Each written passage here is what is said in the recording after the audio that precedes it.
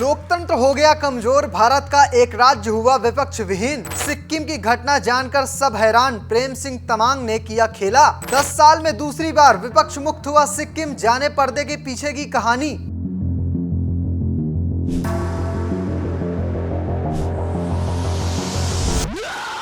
आजकल ये सुनना बहुत कॉमन हो गया है कि सत्ता पक्ष विपक्ष पर हमला कर रहा है और उसे कमजोर कर रहा है, लेकिन लोकतंत्र की मजबूती का सबूत यही है कि सदन में जब सत्ता पक्ष के साथ विपक्ष भी बैठा हो। लेकिन भारत का एक राज्य ऐसा भी है जहां सदन से पूरी तरह से विपक्ष विहीन हो गया है। सिक्किम की विधानसभा में अब कोई भी विपक्ष का विधायक नहीं बचा है। तो चलिए आपको बताता हूं कि ऐसा कैसे हुआ और अब क्या केंद्र सरकार इस पर कोई कार्रवाई करेगी। सिक्किम देश का एक ऐसा राज्य है जो पूरी तरह से विपक्ष विहीन हो गया है। यहाँ विपक्षी दल का सिर्फ एक विधायक था, अब उसने भी सत्ताधारी पार्टी का दामन थाम लिया है। 2 जून को सिक्किम विधानसभा के नतीजे घोषित किए गए थे। चुनाव में एसकेएम ने 32 में से 31 सीटें जीती थी। वहीं एसडीएफ से तेंजिन नोरबू लामथा को जीत मिली थी। वो इकलौते विपक्ष के विधायक थे। मुख्यमंत्री प्रेम सिंह तमांग ने आज फेसबुक पर एक पोस्ट लिखा और लिखा कि उसपे अपने सरकारी आवास पर 23 सियारी विधानसभा सीट के विधायक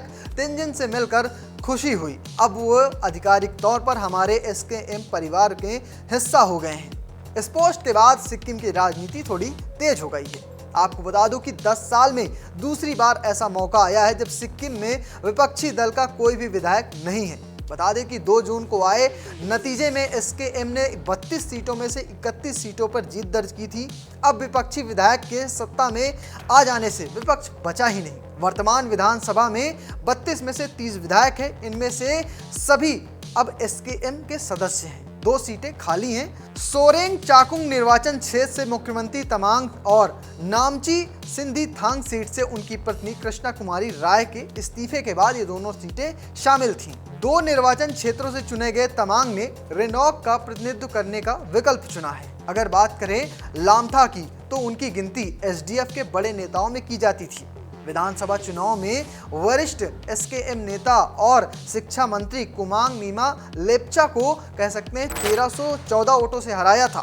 2 जून को चुनाव परिणाम घोषित होने के बाद उनके एसकेएम में शामिल होने की अटकलें लगाई जा रही थी। हालांकि चुनाव के बाद जब लामथा से पूछा गया था कि वो एसकेएम में शामिल होंगे तो उन्होंने कहा था वो अपना कोई भी जो फैसला लेंगे वो जनता से पूछकर ही लेंगे। एसकेएम में शामिल होने के बाद अब लामथा ने अपनी बातें रखी। उन्होंने कहा कि मेरी घर वापसी हुई है, पहले भी मैं एसकेएम में ही था, अब मैंने विपक्ष में बैठकर सोचा कि अपने क्षेत्र का विकास करने के लिए मुझे क्या करना चाहिए। इसके बाद मैंने सियारी की जनता से बात की, जनता की इच्छा से ही मैंने एसकेएम में शामिल होने का फैसला किया है। सियारी के विकास कैसे हो यही मेरी प्राथमिकता है। तो ये है पूरी कहानी लामथा के एसकेएम में शामिल होने की। फिलहाल आप कैसे देखते हैं सिक्किम के विपक्ष विहीन होने की इस कहानी को? कमेंट बॉक्स में जरूर बताना और पेज को फॉलो करना, चैनल को सब्सक्राइब करना बिल्कुल मत भूलना। धन्यवाद।